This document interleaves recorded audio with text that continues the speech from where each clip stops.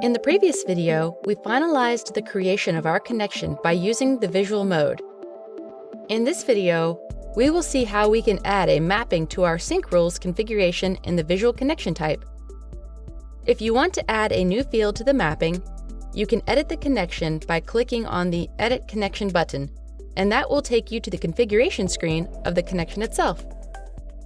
Remember that there is a scope screen in which we are not currently interested.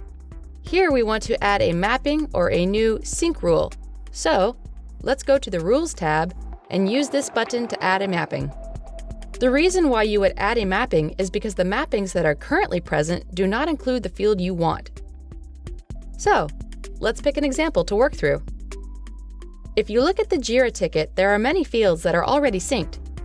The assignee is probably already done, the reporter is already done, and so are the labels.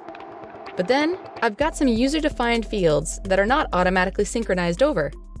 Let's pick ZD status, for instance.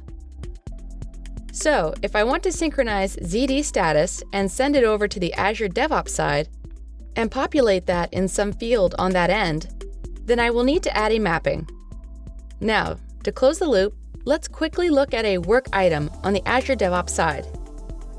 What I've got available is a UD text field that is just a user-defined, free-form text field. So, the idea is to pick up the data from the JIRA custom field called ZD status and move it to a UD text. Obviously, the UD text and the ZD status don't appear out here. In order to do that, you add a mapping to the existing sync rules, and that will give you a choice to pick your fields from these dropdowns. Now on the JIRA side, I want to send the ZD status over unidirectionally because, let's say, that's the requirement of my use case. And on the Azure DevOps side, I want it to populate into the user-defined text. So that's how we create a brand new mapping. Let's save it now. This should appear within my sync rules. Remember that whenever you make changes to the sync rules, you need to publish it, and then you're good to go. This means that this rule is now part of this connection, and any subsequent synchronizations that take place will take this rule into account. Let's wait for the connection to complete.